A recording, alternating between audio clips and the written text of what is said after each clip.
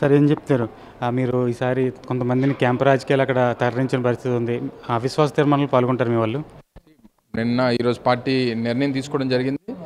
అసలు పార్టీ కార్పొరేటర్లు అందరూ కూడా మా పార్టీకి చెందినటువంటి 58 మంది కార్పొరేటర్లు మా వైఎస్ఆర్ కాంగ్రెస్ పార్టీ గుర్తు మీద జగన్మోహన్ రెడ్డి గారి దయ వల్ల గెలిచినటువంటి వారు అందరూ కూడా ఉన్నారు. సరే, అందులో ఎంతమంది వెళ్ళిపోయారు, ఎంతమంది ఉన్నారు, ఇవన్నీ పక్కన పెడితే దీనికి ఒక ప్రొసీజర్ అనేటువంటిది ఎలక్షన్ కమిషన్లో ఉంటుంది. రెండోది పార్టీ పరంగా కూడా మా ప్రొసీజర్స్ మాకు ఉంటాయి. రేపు విప్ కూడా జారీ చేయబోతా ఉన్నాం.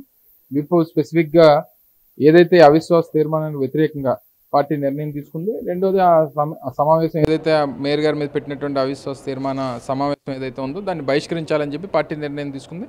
దానికి అనుగుణంగానే మా పార్టీకి చెందినటువంటి 58 మంది కార్పొరేటర్లకు కూడా మేము విప్ జారీ చేస్తాం. ఎవరన్నా విప్ని ధిక్కరించి ఎవరన్నా కార్యక్రమాలు చేస్తే దాని మీద క్రమశిక్షణ చర్యలు ఉంటాయి. చట్టపరంగా దాన్ని మేము యాక్షన్ తీసుకుంటాం. అంటే కూటమి ప్రభుత్వం విధానాలు నచ్చే ఆ కార్పొరేటర్లు అందరూ కూడా ఇందులోకి వచ్చారని చెప్తున్నారు. తెలుసు ఏ విధానాలు నచ్చాయో, వాళ్ళు ఏమేమి చేశారో. ఆల్రెడీ దాదాపు సంవత్సర కాలం పూర్తయిపోతూ ఉంది.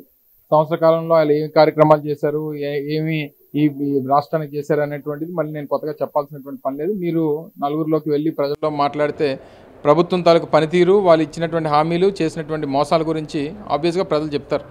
కేవలం ఈ సంవత్సర కాలంలో ఏదోటి ఇక్కడ జీవీఎంసీ చేజిక్కించుకోవాలి, ఏదో రకంగా దీన్ని వాళ్ళు కైవసం చేసుకొని రకరకాలైనటువంటి కార్యక్రమాలు చేయాలనేటువంటిది వారి ఆలోచన. కానీ వారికి కావాల్సినటువంటి నెంబర్స్ లేవు. వారు పెట్టినటువంటి అవిశ్వాస తీర్మానం వీగిపోవడం ఖాయం. మా మేయర్ గారు మిగిలినటువంటి పదవీ కాలం వారు కొనసాగడం ఖాయం అనేటువంటిది వైఎస్ఆర్ కాంగ్రెస్ పార్టీ బలంగా నమ్ముతోంది. 4 ఏళ్లలో వైసీపీ ప్రభుత్వం జీవీఎంసీలు ఎటువంటి అభివృద్ధి కార్యక్రమాలు చేయలేదు. ఈ ఏడాదిలైనా సరే మేము చేసి చూపిస్తాం, అందుకే మేము అవిశ్వాస తీర్మానం పెట్టామని చెప్తున్నాం. చేసిన తప్పదే. మేము చేసిన తప్పు ఏంటంటే అందరికీ సమానంగా మేము అభివృద్ధి కార్యక్రమాలు చేయడం. వాళ్ళగా మన చంద్రబాబు నాయుడు గారు చెప్పినట్టు వైఎస్ఆర్ కాంగ్రెస్ పార్టీ వాళ్ళకి ఎవరికి ఏం పనులు చేయకండి, ఎవరో వచ్చినా వాళ్ళకి పనిచేయొద్దు, ఏ అధికారి పనిచేయొద్దు అని చెప్పి స్వయంగా రాష్ట్ర ముఖ్యమంత్రి ఆయన చేసినటువంటి ప్రమాణానికి వారు మాట్లాడినటువంటి మాటలకి సంబంధం లేకుండా మాట్లాడారు.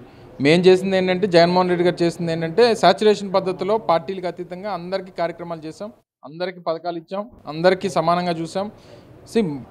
పరిపాలన చేసేటువంటి వ్యక్తి ఆయన పదవిలోకి వచ్చినంత వరకే రాజకీయం. పదవిలోకి వచ్చిన తర్వాత ప్రజలందరూ సమానం. సో అది కొనసాగించడం మానేసి కేవలం వన్ సైడెడ్గా చేయాలనేటువంటి వారి ఆలోచన. మేము ఏ రోజన్నా మేము మంత్రిగా ఉన్నప్పుడు కానీ, లేదా గతంలో మేము ప్రభుత్వంలో ఉన్నప్పుడు కానీ, విశాఖపట్నం జిల్లాలో ఉన్నటువంటి 98 డివిజన్లో ఏదైతే కార్పొరేషన్ ఉందో అందరినీ సమానంగా, మా వాళ్ళు 58 మంది కార్పొరేటర్లు ఉన్నప్పటికీ మిగిలినటువంటి 40 మందికి కూడా వారికి ఫండ్స్ అలొకేషన్ కానీ, లేదా గ్రామాల వార్డుల అభివృద్ధి కానీ అన్నీ సమానంగా చేస్తాం. సో బహుశా మేము చేసిన తప్పే అదేనేమో అనేటువంటిది మరి మాకైతే అర్థం కావట్లేదు. వాళ్ళకి ఈ సంవత్సరం అధికారం ఇస్తే మొత్తం ఈ రానటువంటి సంవత్సర కాలం కూడా మొత్తం జీవీఎంసీని దోచికి తీయాలనేటువంటి ఆలోచనతో వారు ఉన్నారనేటువంటిది మా అభిప్రాయం. ఖచ్చితంగా ఏవైతే అవిశ్వాస తీర్మానం నెగ్గాల్సిన మ్యాజిక్ ఫిగర్ మా దగ్గర ఉంది, ఖచ్చితంగా మేమే గెలుస్తూ ఉంటున్నారు. వైస్రాయ్ రాజకీయం కొత్తగా మేము ఏం చెప్తాం చెప్పండి. గతంలో చంద్రబాబు నాయుడు గారు ఎన్టీ రామారావు గారి దగ్గర నుంచి పదవులు లాక్కున్నప్పుడు ఏ రాజకీయం చేశారు, ఇప్పుడు కూడా అదే చేయాలనేటువంటి ప్రయత్నం. అది వాళ్ళ మోడస్ ఆపరెండి. వాళ్ళకి రాజకీయంగా వారికి ఉన్నటువంటి వాళ్ళ పాలసీ అది. వాళ్ళ దగ్గర లేకపోయినా మా దగ్గర ఎంతమంది ఉన్నారు, మా ఇంట్లో దాచాం, లేకపోతే మలేషియాలో దాచాం, లేకపోతే ఇంకో దగ్గర దాచాం, అందరూ వచ్చేసారు, మాకు కావాల్సిన 111 మంది ఉంటే 112 మంది ఉన్నారు మా దగ్గర అని చెప్పుకునేటువంటి మనుషులు వారు. సో ఈ రకంగా వారికి ఈ హార్స్ ట్రేడింగ్ అనేటువంటిది పూర్వం నుంచి ఉన్నటువంటి వారి విధానం. అది తెలుగుదేశం పార్టీది.